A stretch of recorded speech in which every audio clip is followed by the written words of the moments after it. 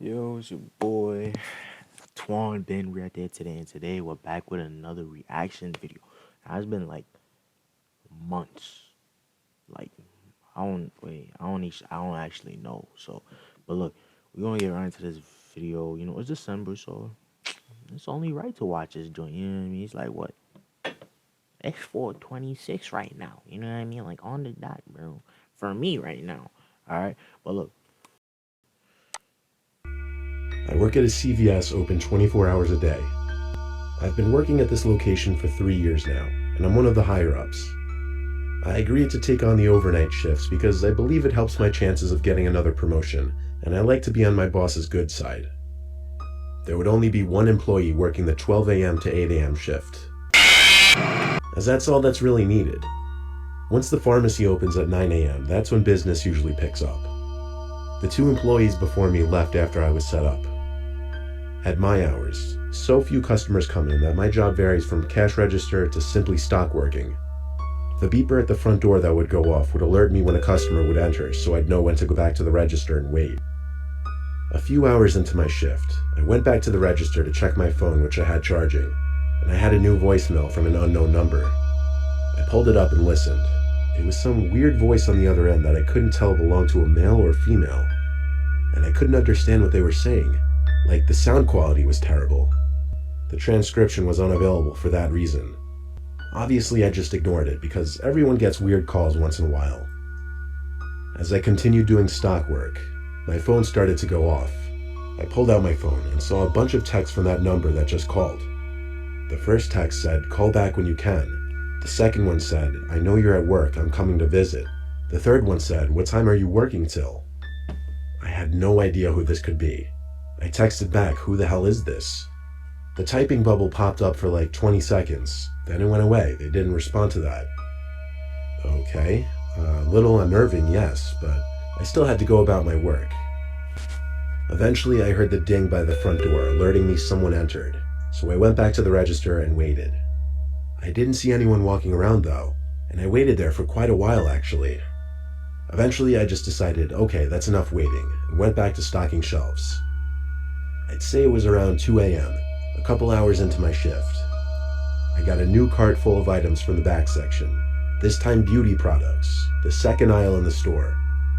I brought the cart over there and noticed a woman in the corner of the next aisle over, the first aisle.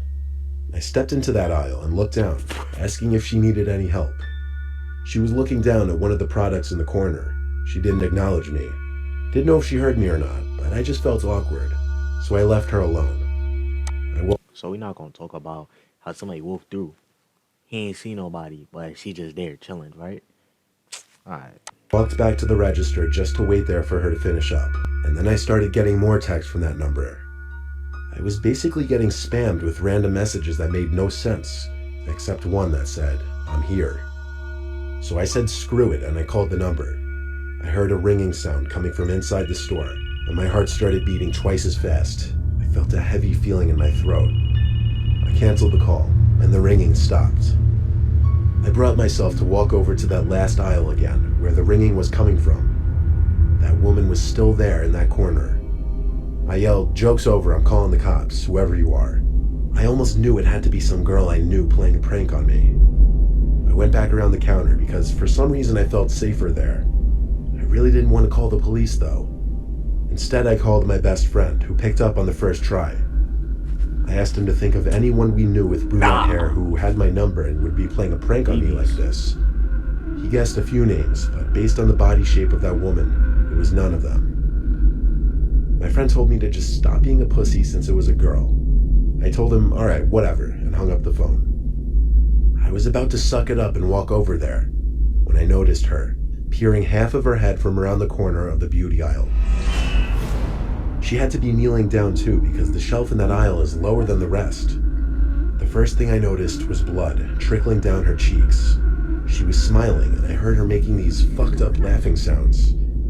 It looked like she cut the skin on her cheeks right next to her lips, and this was when I realized she wasn't our age.